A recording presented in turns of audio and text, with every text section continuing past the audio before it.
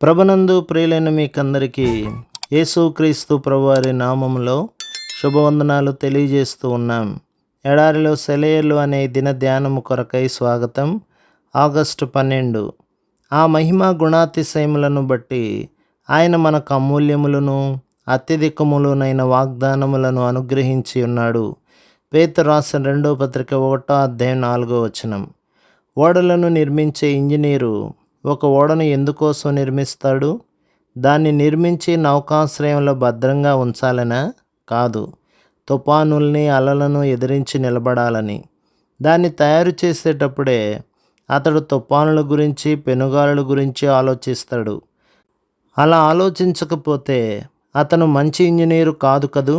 దేవుడు నిన్ను విశ్వాసిగా ఎందుకు చేశాడంటే నిన్ను పరీక్షించడానికే. నీకు కొన్ని వాగ్దానాలనిచ్చి వాటిని నమ్మమంటున్నాడంటే నీ జీవితంలో వచ్చే గాలివానలప్పుడు ఒడిదుడుకులప్పుడు వాటిని ఉపయోగించుకోమనే. ఈత కొట్టడానికి పనికి వచ్చే లైఫ్ బెల్టులు మనకు షాపుల్లో కనిపిస్తుంటాయి. అవి షాపులో ప్రదర్శించడానికి తప్ప నిజంగా వాటిని కట్టుకొని నీళ్ళలో దిగితే పనిచేయవు. దేవుడిచ్చిన వాగ్దానాలు ఇలాంటివి కావు. కొన్ని కత్తులు యుద్ధానికి పనికిరావు. చాలా రకాలైన బూట్లు చూడడానికి బాగుంటాయి కానీ వేసుకొని తిరగడానికి పనికిరావు. దేవుడు మనకిచ్చేవి ఇత్తడితో ఇనుముతో తయారైన బూట్లు. పరలోకానికి నడిచి వెళ్ళినా అవి అరిగిపోవు. ఆయన ఇచ్చే లైఫ్ బెల్టుల్ని కట్టుకొని 1000 అట్లాంటిక్ సముద్రాలను దాటినా నువ్వు మునిగిపోవు. ఆయన ఇచ్చిన వాగ్దానాలు వాడి చూడదగినవి.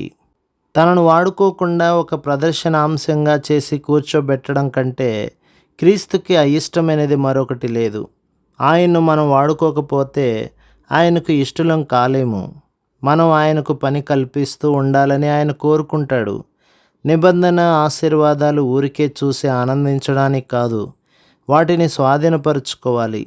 మన వాడకం కోసం యేసు ప్రభువే మనతో ఉన్నాడు. ఉపయోగించుకోవలసినంతగా ఆయన్ను మనం ఉపయోగించుకుంటున్నామా? మ్యూజియంలో ఉన్న వింత వస్తువుల్లాగా దేవుని వాగ్దానాలను పరిగణించకండి. అనుదినం ఆదరణిచ్చే ఓటలుగా వాటిని ఉపయోగించుకోండి. అవసరం వచ్చినప్పుడల్లా ప్రభువును ఆశ్రయించండి.